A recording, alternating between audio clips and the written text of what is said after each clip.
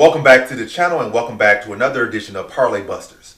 And in this edition of Parlay Busters, I'll be doing UFC Fight Night, Muhammad versus Bonfim. So, yeah, 3 Parlay Busters for this card, and one of them is actually a fighter that I'm picking, but I'm definitely not betting. So let's start off with that fighter. So, first Parlay Buster of the week, we got 3. First Parlay Buster of the week is Caitlin Souza. So when I say Parlay Buster, I'm picking the fighters that could likely lose your parlay, and you probably should not bet them in your parlay. So Caitlin Souza, don't put her in your parlay. The odds on this are stupid. Why is she like minus 275? I don't care if she goes out and look minus 750, but picking a fighter who is definitely not going to elevate and really be nothing. Like as far as being, I'm like be a top 10, top 5 fighter. Be a fighter that could potentially fight for a belt. Not say win a belt, but potentially be in the fight for a belt, or potentially at the very least hang around that area, like top 5, top 7, maybe top 8. Now she's got a fighter that's going to kind of always straddle at most touch top 15, top 14 for a little bit, and then be out. But hang out, be like a fighter that hangs outside. Like she's not developing any real skills. Like she'll stay. Her grappling not improving. Her strike not really improving. She's undersized, so I can't see her. Like she probably should win here, but to play her at minus 275, 257, minus 300 against a woman who actually beat her, stopped her about 4 or 5 years ago, is ridiculous. It should be like minus 125, minus 115, minus 135 at most. Minus 135 at most. That's where it should be at. So the fact that's nearly double what it should be is already not enough reason not to put in your parlay. Whether she busts or not. Whether she's like, oh, I won money today, but you could hop on a train track and stand up and survive. Get hit by the train and survive. But does that mean this is a good thing? And you end up getting $1 million settlement some way just out of the luck. You did it to yourself. They still decided to give you like a settlement of $5 million, $10 million, and then you get a GoFundMe. They probably give you another $10 million or something. Should you have hopped on that train track? No. Was the right thing to do? No.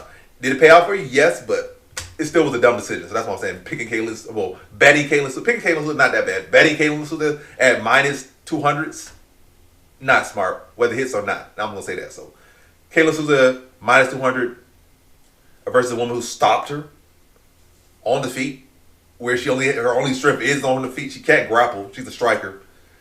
And she got stopped on the feet by the chick. But yeah. Again, win, lose, or draw is not a good pick. It's not a good bet at the minus 200s. By no means. So Caitlin Souza, the first parlay buster. The next one is Joe Anderson Brito versus Jordan Levin. So Jordan Anderson Brito will bust your parlay. We seen him 2 fights ago just get taken down and held down helplessly by Pat Sabatini. Not to say that Levin did that, but I think Levin's skilled enough. And Levin just come to a fight where he was a big underdog and he just went out there with a solid wrestler and took him down at will. I think Levin has found his right weight class. We have seen Brito held down multiple times in the fight, win, lose, or draw for a large portion of the fight, and I think Levin could take him down and have similar success. Again, I think Levin's found his weight class. He's big and strong for the weight class. He looked very strong in the last fight. I think he'll look very strong in this fight, be able to get takedown and be able to hold down Brito for a large portion of the fight. And I don't think he's as susceptible on the feet as people are expecting. And even on the feet, and even if Brito was able to have this, can you imagine Brito having success for 15 minutes if necessary? Brito, even at his best, a lot of times the guy that comes out hot and then blows his wad.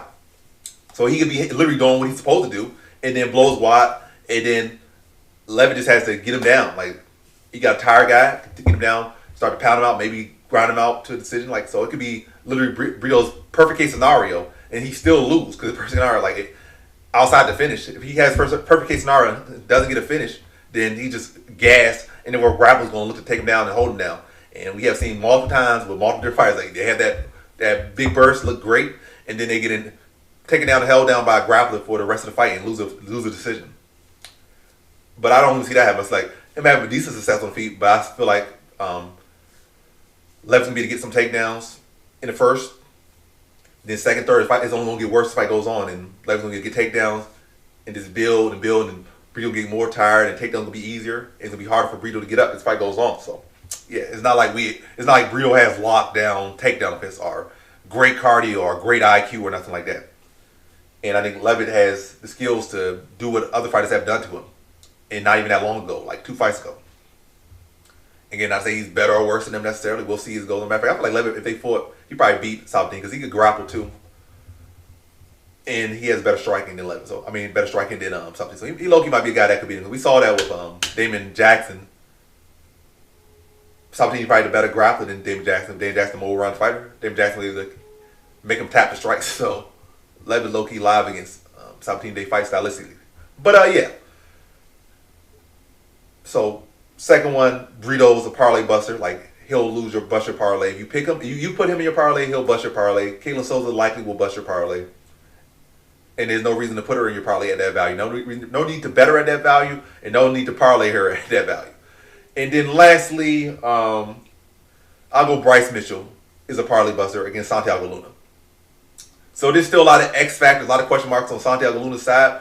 But yeah, these Mexican fighters have been doing amazing lately, and I think Santiago Luna's going to be one of them. He's an undefeated fighter. I think he'll do a good job of addressing the grappling of Mitchell. And unlike Said Nurmagomedov, I don't think Luna's going to be a guy that's going to fade. Because if you look at Bryce Mitchell's last fight, yes, he beat Said Nurmagomedov, but he was getting whooped. He was getting held dead to rights, getting whooped dead to rights in that first round.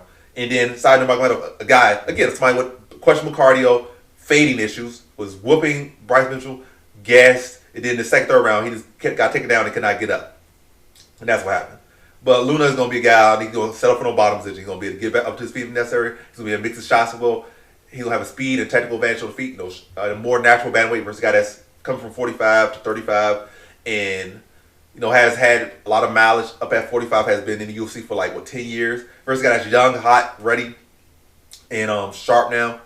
And has only been at 35. So I think he'll be a push pace, be sharper, be more technical, and be able to push it in the later rounds instead of being a guy that's going to be this gassed and being held down in the third round. He's going to be looking it up. He's going to be, if anything, he's going to be looking to exploit the fact that maybe Mitchell's having such a heavy grappling approach.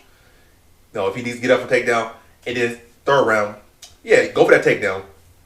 Have some decent work takedown. But what I'm going to do, I'm going to be able to get to the cage, defend it well, the same way so many fighters have done before. Not against Mitchell per se, but let's say Sean Strickland just against Compton. Yes, you're going for these takedowns, but I'm going to defend them properly, get back, and you spend a lot of energy trying to help me down. And I got right back to my feet, and I go right back to outstriking you. And that's what I kind of see, at a point in this fight. I think he'll do a good job of dress takedowns, defending them, and then when if they are secured, I think he'll do a good job of doing the proper steps, getting back to his feet, and they continue to outstrike Mitchell, and I think he beats him by decision, and I think he's outworking Mitchell down the stretch. So I don't know why I'm giving a prediction, but yeah, I think Santiago Luna is a very live dog, and if you're sleeping on him, I definitely think if you're picking Mitchell, especially with confidence, I think by picking Bryce Mitchell, you probably will be busted. So those are the three. So Bryce Mitchell, a parlay buster. You're picking Bryce Mitchell, parlay buster. And you're picking Jordan Brito, probably the biggest parlay buster, the clearest to see parlay buster of the week. And then Caitlin Souza, not likely going to bust your parlay, but it's just not the best sense to bet her at the value that she's at. If she was minus 115, I wouldn't even say nothing. But minus 200s, I got to say something. She's a parlay buster at minus 200. That's just dumb. And if you lose money, you're going to feel real stupid betting her. So, yeah, Caitlin Souza, parlay buster, don't bet her. Don't put her in your parlay. Jordan Brito, don't put him in your parlay. Don't bet him. And Bryce Mitchell, don't bet him. So those three don't bet. Those are your parlay busters. So Bryce Mitchell, picking him, not smart, or not the smartest. Jordan Brito, extremely not smart to put him in your parlay. And then lastly, Caitlin Souza, the value is just ridiculous. So those are the parlay busters once again. Caitlin Souza, Jordan Brito, and Bryce Mitchell. And those have been the parlay busters for the week for UFC Fight Night, Muhammad versus Bonfim. Thanks for watching. Like, comment, subscribe, and come back with more videos. Peace.